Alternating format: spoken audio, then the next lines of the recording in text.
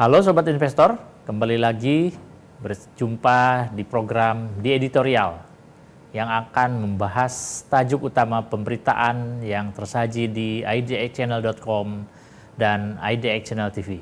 Bersama saya Yanto Kusdiantono, redaktur pelaksana idxchannel.com.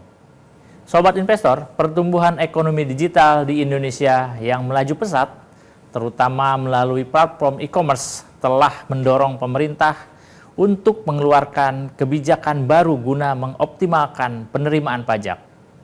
Melalui Peraturan Menteri Keuangan Nomor 37 Tahun 2025 yang berlaku sejak 14 Juli 2025, Kementerian Keuangan mewajibkan platform e-commerce untuk memungut pajak penghasilan atau PPh pasal 22 sebesar 0,5% dari omset bruto pedagang dalam negeri.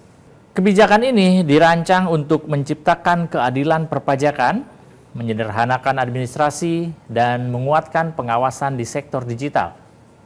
Dengan pesatnya transaksi online yang mencapai triliunan rupiah setiap tahun, aturan ini menjadi langkah strategis untuk menangkap potensi penerimaan negara sambil mendorong kepatuhan pajak di kalangan pelaku usaha. Aturan baru ini mewajibkan platform digital, baik yang berdomisili di dalam maupun di luar negeri, untuk memungut PPh pasal 22 setiap kali terjadi transaksi pembayaran dari pembeli ke penjual. Pungutan pajak ini dilakukan secara otomatis oleh sistem platform dengan dokumen tagihan sebagai bukti pungut yang sah.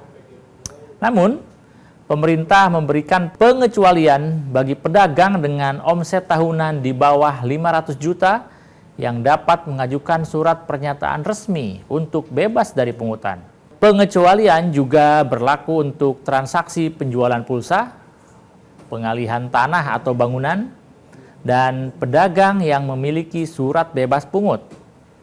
Kebijakan ini difokuskan pada pedagang dengan omset 500 juta rupiah hingga 4,8 miliar rupiah per tahun, atau setara 41,6 juta hingga 400 juta per bulan. Berdasarkan data dari Center of Economic and Law Studies atau CELIOS, nilai transaksi e-commerce di Indonesia diperkirakan mencapai 471 triliun pada tahun ini. Jika diasumsikan 50% dari total transaksi ini berasal dari pedagang dengan omset 500 juta hingga 4,8 miliar yang terkena pungutan PPh pasal 22, maka potensi penerimaan pajak dapat dihitung sebesar 0,5% dari 235,5 triliun rupiah atau sekitar 1,18 triliun per tahun. Ini setara dengan 98 miliar per bulan. Namun, angka ini masih bersifat konservatif karena proporsinya bisa bervariasi tergantung jumlah pedagang yang terkena kebijakan dan tingkat kepatuhannya. Selain itu, data dari Kementerian Perdagangan menunjukkan bahwa transaksi e-commerce pada tahun lalu mencapai 487 triliun rupiah dengan proyeksi pertumbuhan sebesar 3,3% pada tahun ini. Sehingga potensi penerimaan pajak tahun ini diperkirakan lebih tinggi jika kepatuhan dan basis transaksinya diperluas. Kebijakan ini tidak hanya bertujuan meningkatkan penerimaan negara, tetapi juga untuk mendorong kepatuhan pajak di kalangan pelaku UMKM yang berjualan secara online, yang kini justru menjadi tulang punggung ekonomi digital.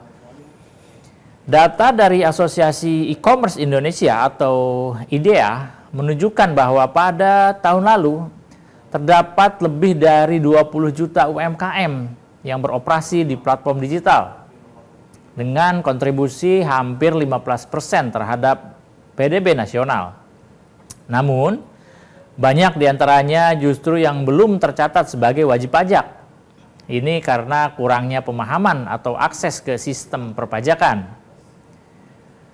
Dengan pemungutan pajak otomatis oleh platform, pemerintah berharap dapat menyederhanakan proses bagi UMKM sambil memastikan kontribusi mereka ke keuangan negara. Namun, platform yang gagal melaksanakan kewajiban pemungutan dan pelaporan justru akan menghadapi sanksi perpajakan dan tindakan hukum sebagai konsekuensinya. Selain PPh pasal 22, pedagang online juga dapat dikenakan pajak, yakni berupa pajak pertambahan nilai alias PPN yang besarannya 11% sesuai ketentuan dari harga jual bagi pedagang yang sudah menjadi pengusaha kena pajak atau PKP. Sedangkan untuk barang mewah, pajak penjualan atas barang mewah atau PPNBM sebesar 12% juga dapat diterapkan. Kemudian pedagang dengan omset di atas 4,8 miliar per tahun juga akan dikukuhkan sebagai pengusaha kena pajak dan dikenakan tarif progresif. Namun, di luar pungutan pajak, pedagang online juga menghadapi potongan biaya administrasi platform sebenarnya. Nah, ini yang dapat nilainya mencapai belasan persen per setiap transaksi. Kemudian yang jadi masalah adalah masih ada beberapa tantangan sebenarnya dalam penerapan pajak ini bagi UMKM, khususnya yang beroperasi dengan margin keuntungan yang tipis. Untuk mengatasi ini, pemerintah tentu saja perlu mempertimbangkan berbagai insentif ya bisa berupa keringanan pajak bagi UMKM berskala kecil, yang diharapkan ini bisa menjaga daya saing mereka.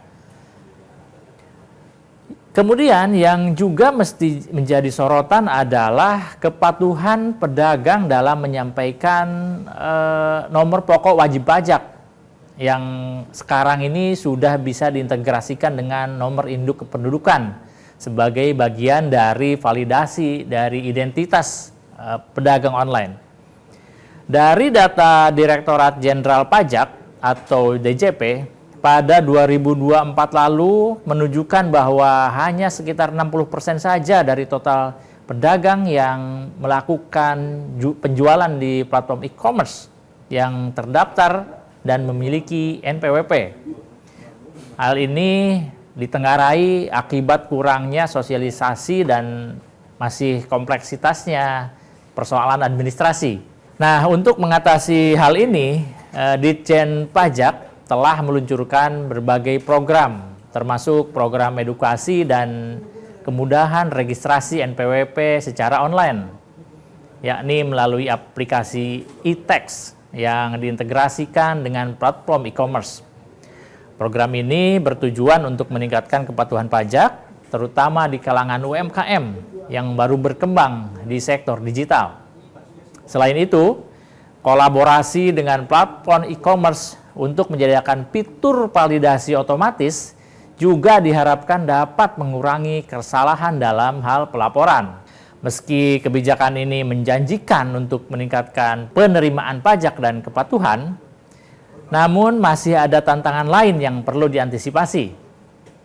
Penerapan pemungutan pajak otomatis dapat meningkatkan beban administrasi bagi platform e-commerce, terutama yang beroperasi dengan skala kecil. Selain itu, biaya tambahan dari pajak dan potongan platform dapat mengurangi margin keuntungan UMKM yang berpotensi menghambat pertumbuhan usaha kecil. Untuk mengatasi hal ini, pemerintah dapat menerapkan beberapa strategi yang bisa diterapkan, antara lain bisa dengan pelatihan digital misalnya bagi kalangan UMKM untuk lebih memahami perpajakan. Kemudian bisa juga dengan menyediakan subsidi dalam hal pelatihan teknologi untuk berbagai platform yang masih dilakukan oleh para pelaku usaha kecil. Selain itu, bisa juga dengan memberikan insentif pajak untuk pedagang dengan omset yang masih marginal. Dengan pendekatan yang seimbang, pemerintah sebenarnya bisa menjamin keadilan dan dukungan bagi pelaku ekonomi digital. sambil memaksimalkan potensi pajak untuk kesejahteraan nasional. Demikian program di editorial edisi kali ini. Saya Yanto Kusdiantono, pamit undur diri. Pantau terus berita-berita ekonomi, bisnis, dan pasar modal hanya di idxchannel.com, IDX Channel TV, dan media sosial IDX Channel. Sampai jumpa.